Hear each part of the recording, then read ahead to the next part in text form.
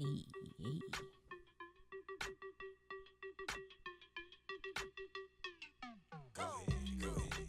Rebel conversation. Rebel conversation. It's rebel conversation. Rebel conversation. Rebel conversation. The truth is, I just like to talk. Oh, oh, oh, oh, oh. Wait a minute. Wait. Hey. We are back again, guys. Rebel Conversations. It's your girl, Antress Finney, your host. I'm back in the studio, and I have none other than Rashan Ali in the building. Hi. Boom, boom, boom, boom, boom. Dun, dun, dun, dun, dun, dun. That was our applause. That was Yes. the hypey. Yes. You know, I am so excited to have you here on the Thank show. you. I had the lovely opportunity to meet you at Work Pray Slay, hosted by Coriel, and I interviewed you. And Yes. something about, man, your presence and your energy, it gave me further permission to be me. Yes. And I'm from Atlanta, Uh-huh. East Side. Oh, Okay, what's okay, happening? Decatur, okay. Right. And I just saw something in you. I saw a similarity. I saw a vibe. I saw an energy. And I was like, oh, my gosh, she is something incredible. Right. Something, Thank I've heard you. you on the radio, Mhm. seen you on TV, but in person, it all just comes. It's like, you know, your Aw. beauty and your sophistication and just being yourself. So I want to welcome you to the show. Thank you so much for having me. And I echo those sentiments because when we finished our interview, I was like, hey, you good. You real good. Thank I you. said that. You Thank remember that? I you. said Yes, that night. Yes. I remember a lot. I remember when we said, I told you that I was a soror as Mm, well. And I remember what yes. you told me. I won't necessarily say it. Oh, okay. But when I told my mom, we just died laughing. Wow. You know, you told me I was pretty much a bad, Uh-huh. shut your mouth. Uh-huh. And when you said that, I was like, man, this is my sister. This is my Yes. sister in Greek life. Yes. This is my sister in community. And you inspired me. Thank you. I want you to know from that point, we're here. Yes. Had a nice partnership with Mark, David, met Mhm. them through a mutual friend. And I was like, I got to do this. Like, this Yeah. is a passion. This is one of my many passions. Absolutely. So you're here. Yeah. And thank you. Oh, Thank my you. pleasure. So I want to get into it. Let's do that. So you are an extraordinaire, a media personality, a business, a philanthropist, an actress. Mhm. I mean, the list just goes on. And I really want to ask you, what has been one of the biggest lessons you've learned transitioning Okay. from radio to TV? Well, radio has given me an amazing foundation. I mean, being able to think fast on your feet, knowing how to make adjustments fast, just knowing how to have quick one-liners. Radio gave me so much. It also gave me thick skin because all of the many joys I had in radio, I had many heartbreaks as well. And that's why in my career now, things that happen, I mean, actually something happened on our show this week where one of my sisters actually was replaced. And so that was very difficult, you know.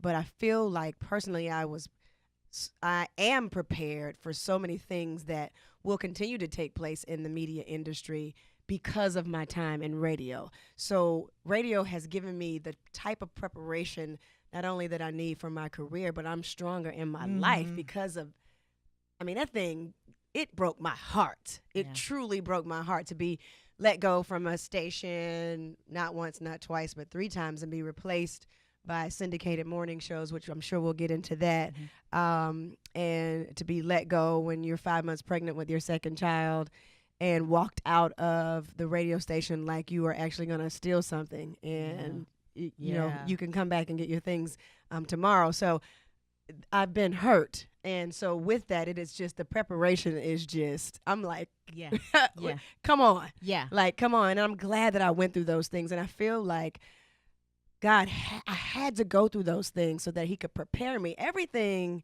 that you go through is preparation for wherever it is that you're going. but also to prepare you in the now too. I had to cry.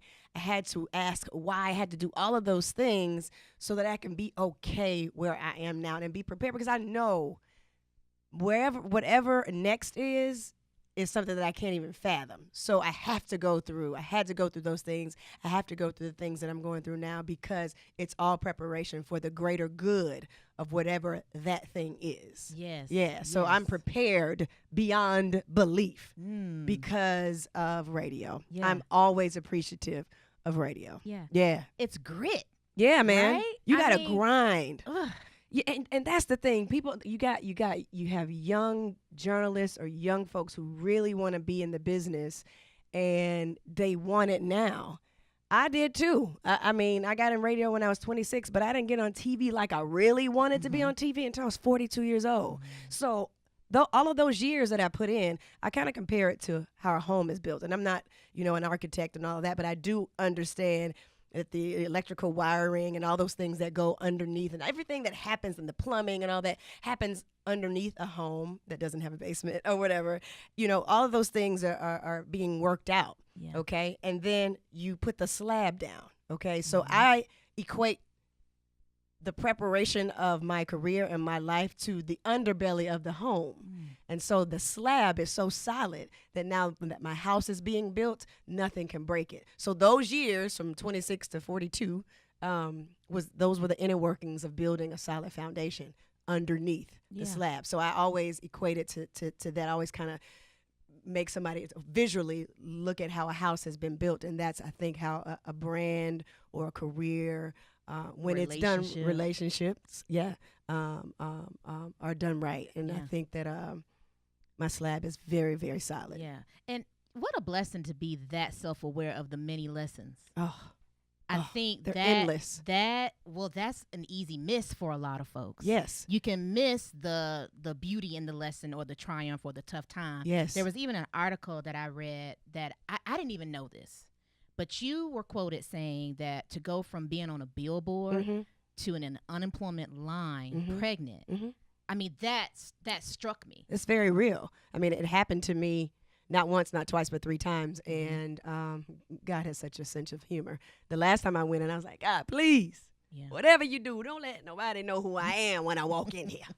So as soon as I walk in, it was some girl, not some girl, a woman. She was like, Rashan Ali, what you doing in here? I'm like, what everybody else doing in here? Let me get my 300 on Thursday, please, may I? So you go from making, and not to put money out there or whatever, but I just want people to get a grasp of how my life drastically changed. You go from getting $750, $800 in a club night appearance, 2 hours, to like waiting for that $300 every Thursday. And I had a husband who's a teacher, but we all know that teachers do not get what they deserve, And so you go from making 6 figures to being in the unemployment line, billboards on I-20, buses with my face. I mean, that's just how life is. But I'm so glad. In retrospect, I'm so glad I went through that, because when I speak at schools, when I speak at conferences, when I just tell my story, it's relatable. And I know that my journey has less to do with me and more to do with other people witnessing it. Yes, because of my story and telling my story, someone else can shave off 10 years of their life by the decisions they make, or just say, if she can still get up after that, then I can too. And that's what it's all about. When you know it's bigger than you, and I know it's bigger than me, because there's too many people watching for me not to be smart with every move. Yeah, I mean, the opportunities and the path and the work that you have done to be on Sister Circle, TV One, I mean, that's incredible. I've known you from a consumer, right, from an outsider looking in. To hear you on the radio station, I'm at the bus stop, I'm on the way home, I'm just listening to you on the radio station, and then to see you on TV One. Yeah, it's a big time network. I mean, you were obviously on other networks before as well. But to see you on one of our networks, talking to us in this light, bold, funny, witty, smart, intelligent. I mean, you go deep. Like, I am so honored and thrilled to just even hear you speak in that vulnerability. That And you have to be. So, but why is that important? Well, vulnerability, it shows people, and not that you're doing it for other people, but like I said, your life it has to be an example for other people, but it shows not only who you are, but who you belong to, and people are able to just relate to that. Being vulnerable is the most beautiful thing that you can be. And I learned a lot about that in the book Daring Greatly by Dr. Brene Brown. And it's about just really showing your true self and being in the middle of the Coliseum when nobody else in the stands matter but you, because you were bold enough to go out there and just try. I always say in a lot of my speeches, if God placed it on your heart, how dare you not try? Ooh. You got to at least try. You got to at least try to do it. And I don't want to leave this life having not tried everything that has come to my mind or has been placed on my heart. That brings me to my next question. There's a quote, and I don't remember who said it, but you don't know what you give if you don't know what you have. Wow. Yeah. You don't know what you give if you don't know what you have. Yeah. In your radio days, you can even go back in college, FAMU, Rattlers. Yes. What were you giving away that you didn't know that you had? Because you're very talented, very poised. What was that thing or those things that you gave away that you didn't know? Now looking back, you're like, I was that girl. Wow. Oh, that's a great question. I just have always been true to who I am. Okay. Now, there were different levels of truths in my life because I think I'm at a point now that the level of F's that I give are just in the negative. And I know that it's rebel, but I'm not going to do that. But I have always given of myself. I am so me. I just feel like I'm as real as they come. Wow. And I think it was because of the way I was raised by an amazing parents who just instilled in me the meaning of humility, and they gave. My dad is the winningest high school football coach in DeKalb County history, but Godfrey, my mom, was a social worker at Emory Hospital. She ran the social work department. Wow. So, we gave all the time. We always donated things, and my parents always helped families. My dad really was a father figure to 400, 500, not only young men, but young women as well. So all I saw was giving in my life. So I don't know how else to be, because giving is the rent you pay for living. And when people come up to me who I may have said something to years ago and it changed or it shaped what they've done with their lives, then I know I feel very special. I really feel like God has really made me very special. And that's not in a narcissistic ego way, but I'm here to do a job. And I've made a promise to him. I was Left Eye's assistant. I was 22 years old, and I saw so much. She was such a gentle soul, contrary to what the public made her out to be, by some of her actions, of course, that she did and she took full responsibility for. But I made a promise to God. I said, God, when you put me in the forefront, I'm going to be so responsible with the platform, because I saw so many people who aren't. I've seen so many people who are not responsible with the gift of a platform. Now, platforms are what we make them. You have a platform in your cubicle. You have a platform with the smile you give to somebody who's looking mean. Your platform is wherever you are in your sphere of influence. And so I just want to be responsible with mine. And I made him a promise at 22, and I will not let him down. That's a word. Yeah. That your platform is you. Yeah. I think we look so much outside of ourselves, and that's the world. Where we are. Yeah. That's where we are. Okay. And there's a lot of comparison and there's so much information being flooded to you in any given moment. Information and not having that discernment of knowledge. Yes. You got the information, but how do you connect that and make it knowledge, right?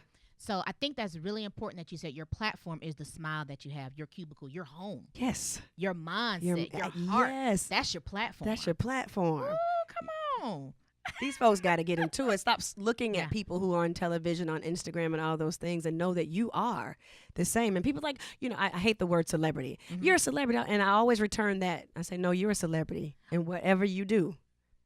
You're a celebrity in your own sphere of influence. Think about it. Yeah. Think about it. Yeah. How you People using it. yes. How What are you you using doing? it. What are you doing to help someone else? So today, Rashan, Yes. today. Yeah. What are some new awarenesses of self? Ooh, girl, I am learning to be open to everything and attached to nothing. Oh, that's like Buddhism. It is. Wow. So this world has made us become so attached to the outcome of things that we forget to live in our now. I'm focused on enjoying every single moment because life is short, and I don't want to look back on this moment, this now, with these beautiful black men in here, this beautiful woman I'm looking at, and say, I messed up on this moment because I wasn't in it. Mm. I'm learning how to be in every single moment.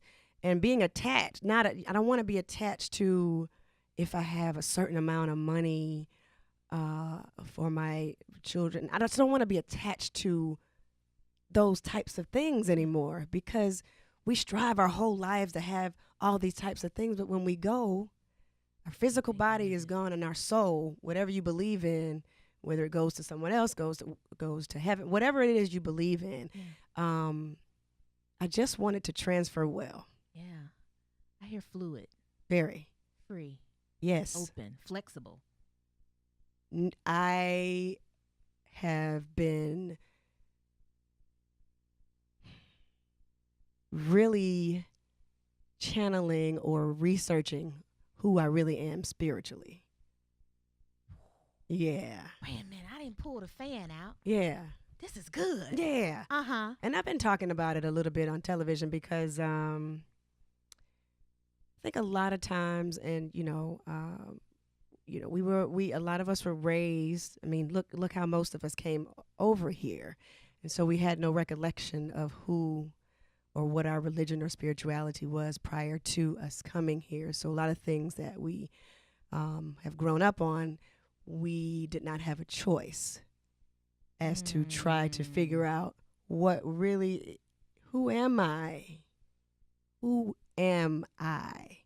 And where do I fit in the spiritual realm?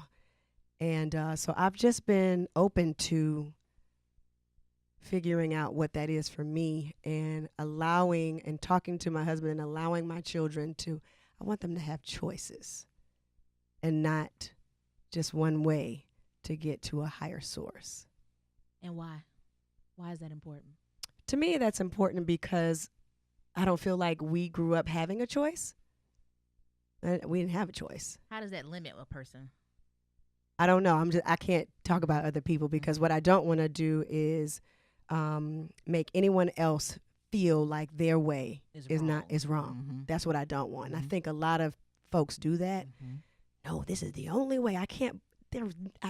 God is so great and omniscient, like omnipotent, omniscient. How could we only have one way to get to him, or one way to get to the universe, or whatever you want to define it as? Yeah.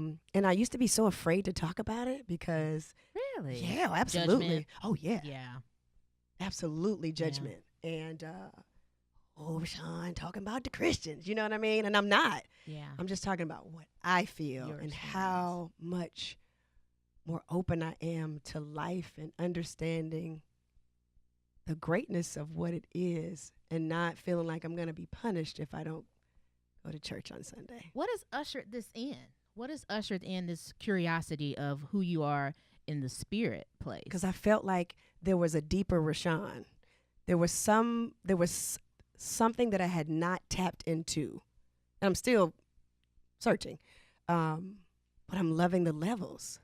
And I'm loving more of who I am, because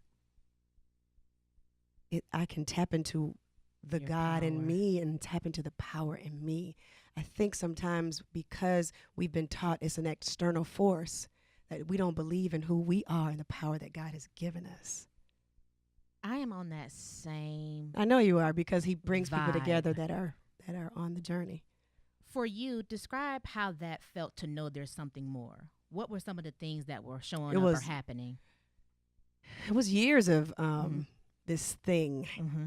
Like I was like, oh, is it? Because you want to do the right thing, Mhm. air quotes, and then you're kind of scared to like, well, what if I try to just explore spirituality outside of the church walls, and that Mhm. type of thing. Mhm. But it was just something in me, and now that I have started opening my mouth and opening my mind, the people that are searching and enlightened, as I call them, are being attracted. We're coming together like a Yeah. magnetic force, and Yeah. people who are open to the conversation. Yeah. I know we didn't mean for it to go this way, but No, I'm open. okay, good. This is Rebel Conversation. Rebel, You know, so I'm Yes. open to hearing what we don't know yeah, or about what? a person or Yeah. what's happening Mm-hmm. today, And right now. and that's what's happening. yeah, I have Yeah. been meditating a lot more, yeah. yoga, really creative visualization by Shakti Gawain, amazing book. Just really putting those things in the universe that I would like to see, or professing them as though they are.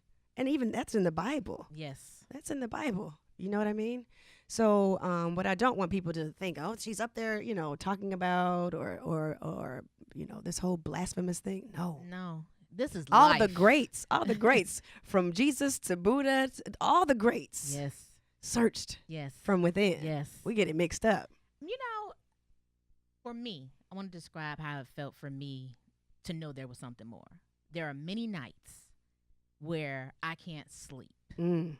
and I get this surge of energy Mm-hmm. to want to just take off Right. and take over, and not in a space of not allowing space for others, but just letting people know you are the gift. Yes. There is something in you greater, and you haven't seen it. You haven't discovered it. And people ask me all the time, how are you always so bubbly and this and that and the third? And people ask for Yes, Rashan, all the how time. you say like this? Yeah, one of my friends, who's the young woman who's become my friend, she was like, you can't be that nice. There's some suppressed anger. And I'm like, why I can't be nice? Yeah. But Yeah. anyway. Yeah. Yeah. But that's real. I Yeah. do want to talk about that a little bit. And it's not to generalize or anything like that, but I am always shocked when I just wasn't sure if she really is that way. Mm-hmm. Yeah. You're on Instagram and, you're smiling and you're, hoopty-hoo.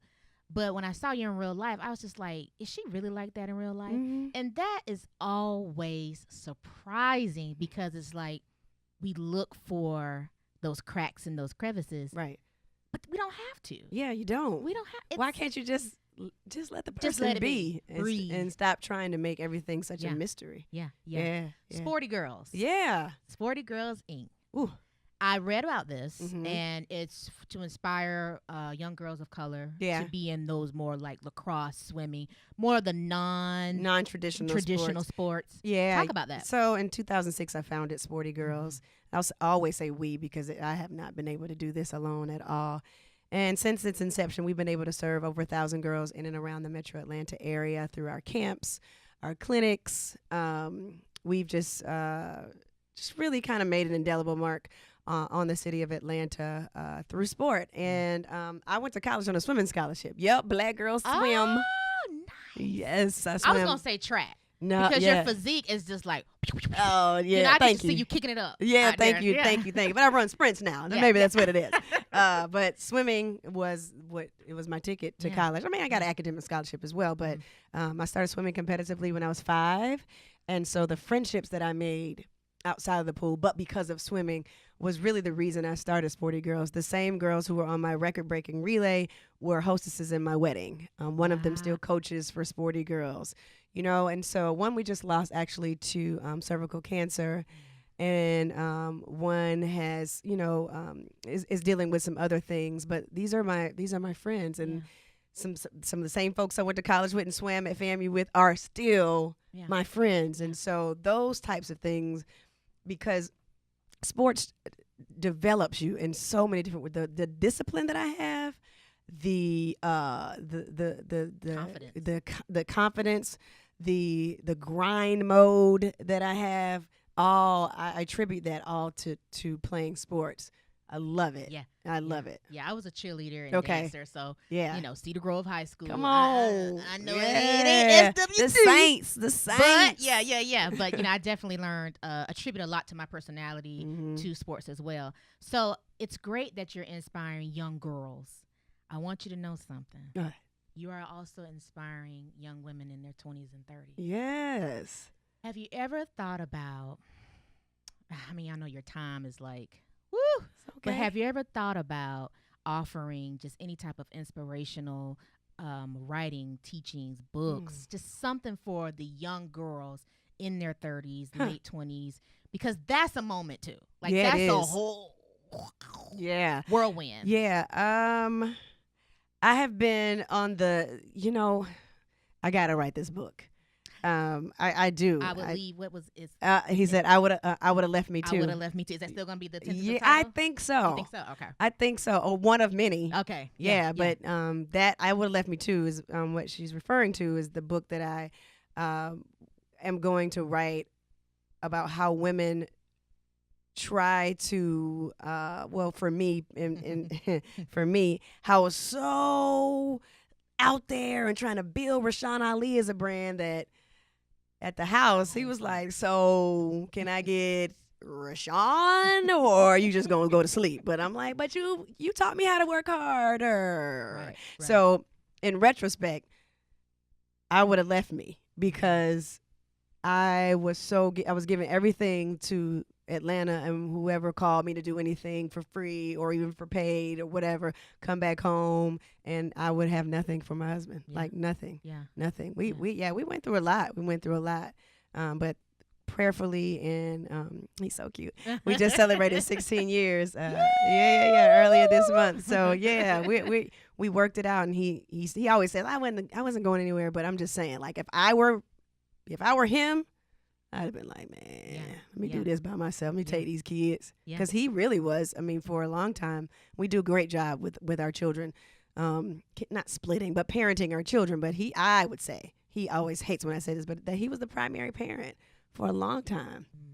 Because, I wasn't one of these moms that, this world makes you feel like as soon as you have this baby, you're going to be absolutely in love with your child and absolutely in love with the thought of motherhood. It took me a long time to start becoming a better mother, and now I consider myself a good mother. I'm hard on myself, but I just wasn't one of those people that was like, oh my God, this is the most amazing thing ever. That wasn't me, and I think this world makes you feel like you have to be a certain type of mother. To be a mother. Yes. Yeah, there's certain things you have to do. Yeah, but I realized that's not the way. I'm not gonna be making a whole lot of cookies with you. That ain't my thing. You know what I mean? That's just not we're not gonna be making poster boards and crafts and all that. That's just not my thing. But I got some of my sister friends, they do that. Oh yeah, Miss Tracy, I'm gonna take y'all over there. Y'all gonna do that. I do other things. And the way I had to be okay with that. Like, you don't try to be something that you're not, That part. Yeah. In anything. Yes. So that could be one aspect of a book, just more so going into the relationship of a career woman and being multifaceted. So if you could think of something for the younger women, because there's so much in you. Like, I just see this wealth of knowledge, and I know you're still on that pathing of discovery, which is also another good point for us to see that it doesn't stop. It never stops. I got to think about that and what that would look like. And I have to just kind of see. But I'm definitely open to that, and I receive that. I receive that because obviously you want me to write something. I do, or a speaking engagement. I know you've been or on many panels, or but something from Rashan, homegrown. I mean, obviously it would be worldwide. I mean, people know you beyond Atlanta, but man, that would really do something. I mean, we have Cool Soror. Let's talk about that. Yeah. How did you start with that? So 600 downloads, 600,000 thousand, yeah. downloads. And I'm so glad that climbing. yes, I'm so glad I'm in this amazing studio. I remember when this studio was nothing, and now look at this. This is fantastic. So this is a reminder that I got to get back to work. I have. I'll tell you about how I started it. So literally, I was walking up to Top Golf. I was going to a party. I had on some Uggs and some camouflage boots, my little backpack, and a hoodie, and my hair was fresh, and I was just by myself. I was like, man, I'm such a cool soror. I was like, what is that? So literally, I went into Top Golf, and before I even went to the party, I went to Instagram, Twitter, Facebook, and I went to GoDaddy to The handle. Yes, Get the website. I went ahead and reserved everything. At first, I was like, oh yeah, I'm just gonna do T-shirts. And I was going to do T-shirts because, you can't do Alpha, Kappa, Alpha, and the crest. You got to go through a whole situation. It's a whole exactly. Yes, and approvals. And so I didn't want to have to go through that. So I'm like, I can do cool soror in all the colors and make some little fresh money. You know what I mean? Yes. So then, Cool money. right. So my business partner, AJ, who I was doing I did a webinar called The Sidekick, teaching women to learn a little bit more about radio. And I told him the idea about the T-shirt. He's like, yeah, that's cool. So like maybe another couple of weeks, he's like, I think I have an idea. He had been trying to get me to do a podcast because I love radio. And this is just an extension of that. And he said, I think you should do a podcast, like interviewing men and women. And women in Greek letter organizations. I was like, you right, dog. That'd be so good. And that's exactly how it started. And it went from an idea to me doing a post, creating a flyer on Canva, and like just putting it out there, like coming soon. So once I put it out there, I'm like, oh, I gotta do it now. I gotta do it. And we launched in July of 2016. But the thing about it is, I have been trying to figure out what my next was. Yeah. And I remember I was on East West Connector. These things are vivid when God speaks to me. He was like, everything that you need to go to the next level, I've already given you. I've already given you. We're born with everything that we need. The thing that happens is we unlearn so much. Then we have to remember who we are. We spend our whole lives trying to remember who that person was out of the womb. That this world allows us to unlearn ourselves. Think about it. Oh, we spend our entire lives getting it. Yeah. Just to go back to being at peace and retirement on a beach. Right. We get it. We're doing, but we're not being. Yeah. Yeah. So that same week that I teased the podcast was the same week I got a call or an email from Helen Swenson, who's the creator of Sister Circle, about her auditioning people for a new talk show. That was in 2016, but God had to see me do my part. Bada bing, bada boo. Right. To see me do my part. Now you say, oh, I see you doing your part. That's your gift that I've given you. Now watch me work on this side. You do you. Now let me do me. Wow. But he had to see that step. Yeah. You can't just sit down and just wait for things to happen. Oh, no. It's active. It's active. Active faith. Yeah. Active walk, prayer. Faith without walks is dead. Oof. Faith with, what is it? Faith without work. Work. I'm sorry. Yeah, walks. yeah, Lord yeah. Jesus. Sorry. We got to walk too, though. We can't be sitting faith without work is dead. Yeah. Sorry about that. No, it's all good. It's all good. Yes. So I wanted to ask you about imagination, having an imagination. Why is that important? I always tell myself, I come up with these little quirky quotes. Imagination is instructions. Your imagination are instructions, right? That's good. And then what you do with that, the intention, is how you serve others. Oh. So like that's my whole little thing. So for you, why is imagination or imagining or having that creative? Yeah. Why is that important? It's necessary to listen to that and be obedient to the call. There's someone else who is waiting on you to be obedient. And when we realize that it's greater than us, people get so caught up in themselves. We realize that it's greater than us. That's when you can truly walk in your purpose. I just truly believe that. It's bigger than me. I don't know what. I know that I'm I know that I'm making an impact on people's lives every single day.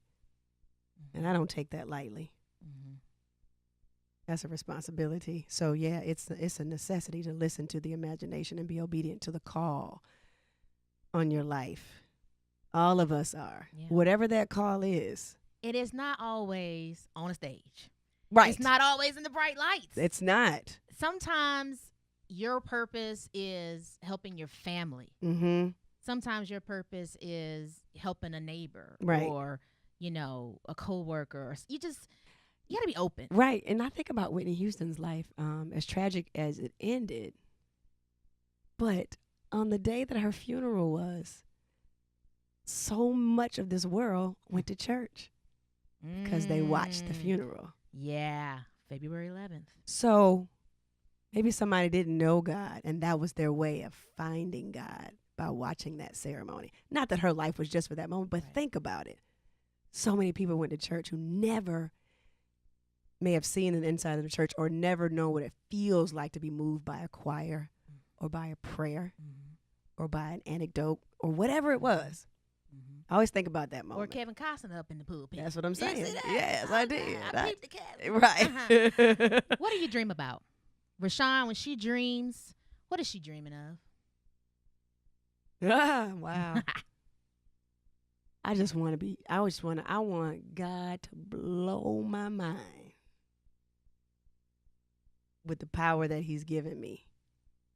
Blow my mind. I'm ready for my mind to be blown. Mm-hmm. It still is every single day when I walk out on the stage on Sister Circle. Like, man, I get to do this for an hour. Yes, you do. Every single day. This is, as I prayed for that. Yeah. Before I knew he was even coming, I would study Wendy Williams. People have a lot to say about Wendy, but I study Wendy because she came from radio. She's a radio woman. And that was the first guest I interviewed on Sister Circle. Look at God. Yeah. I studied The View. I looked at the talk. I watched the reel, but I studied Wendy and The View. And then it happened for me. That ain't, I mean, if you don't know what God is or who God is or whoever you serve, I don't know. Yeah. Yeah. You might be out there. Yeah. You might be scarred out there. You know what I'm saying? If you're from the A, scarred out there. Is in the desert. Yeah. With no water. Yes. No map. Yes. No tools. Yes. You funny. No direction. No direction. So I do media differently. Mm-hmm. Is that a new mission statement for you, or? Yeah. Well, yeah. I do media differently because I am so I'm multidimensional in my media because I can be Barbara Walters if you'd like, and I can be a shorty straight from Decatur and do my little morning minutes and, and turn up. And it's just, I know people look at our show and you're going to have your naysayers and all that stuff like, oh, I could do that. And they're ghetto or they're this or they're that. They're not even real journalists and all that kind of stuff. Whatever. We're supposed to be there in this moment right now. And, I stopped caring what other people think a long time ago. That's why I say I do media differently. I mean, I think God has given me I know my gift is I can interview Waka Flocka and I can interview Keisha Lance Bottoms, and both of those interviews will make sense to who they are supposed to make sense to. And I can rumble with the best of them. I can. God has given me a gift, like he's given you, to be a great interviewer. That is my gift. I'm very clear on that. Very clear. Wow. Yeah. That's a beautiful thing. Mm-hmm. Now, I was going to ask you, I'm so glad you brought that up. You've interviewed Kanye West. That was Michelle Obama. Yeah. Zernona Clayton. Yes.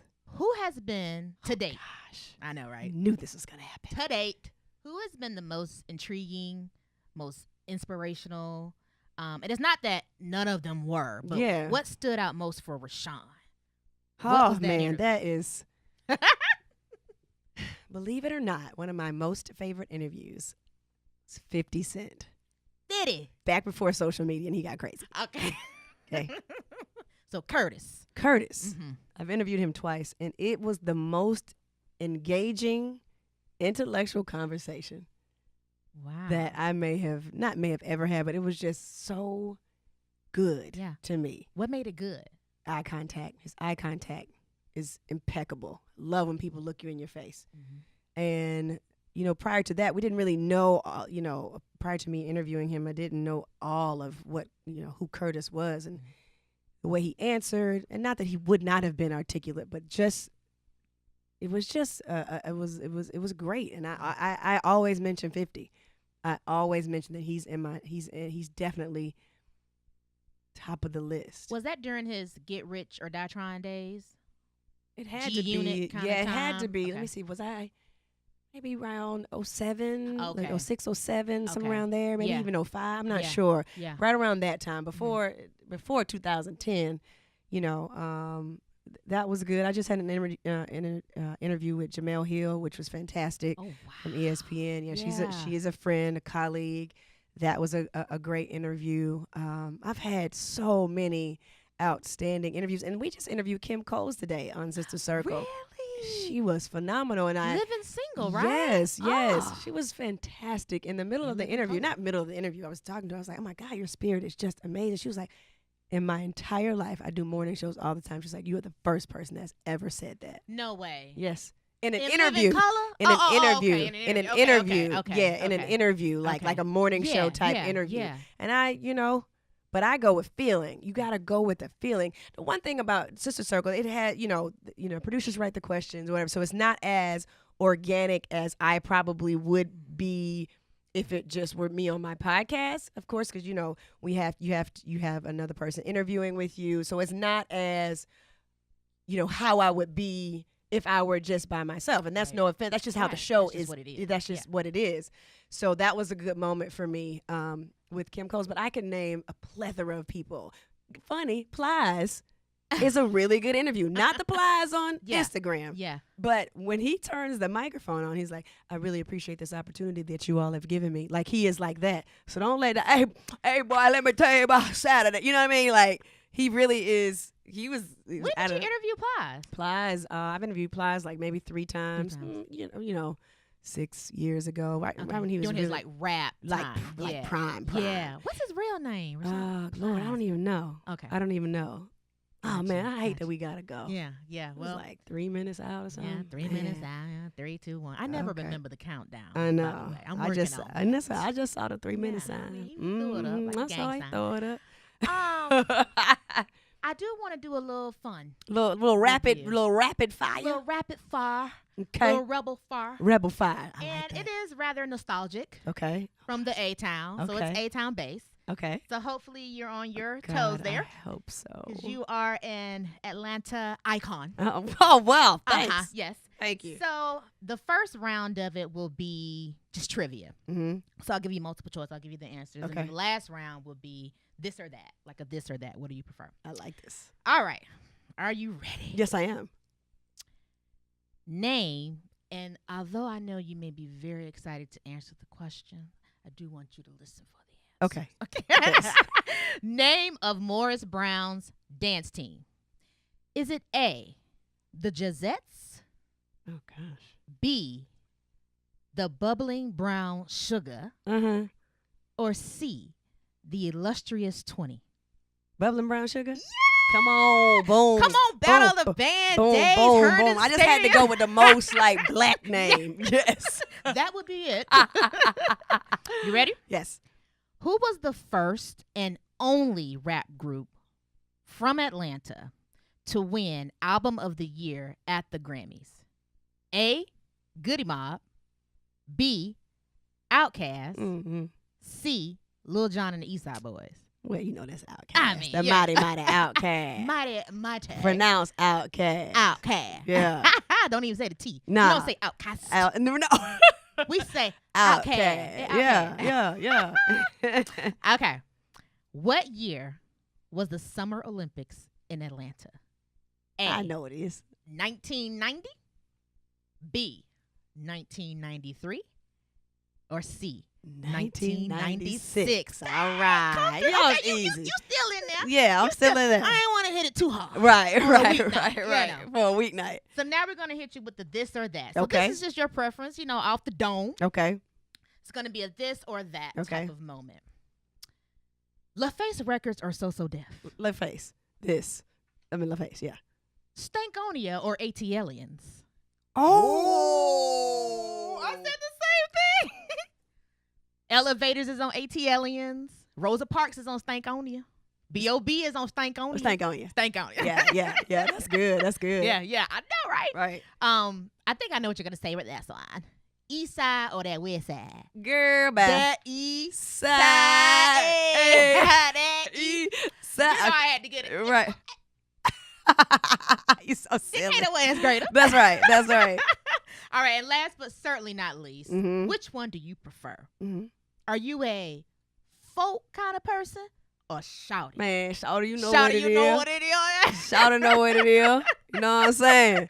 And this concludes our Rebel This is trivia. Yes, this is awesome. I love it. Thank you so much, Rashan. My Tell us where pleasure. we can find you, keep up with you, Cool Soror, All of that. Sister Circle, just all of. Tell us. At Rashan Ali. I'm at Rashan Ali everywhere. RashanAli.com will take you everywhere you need to go. So, Yes, and everywhere you need to be. Learn so much from you today. Thank Just you. more knowledge, more blessings.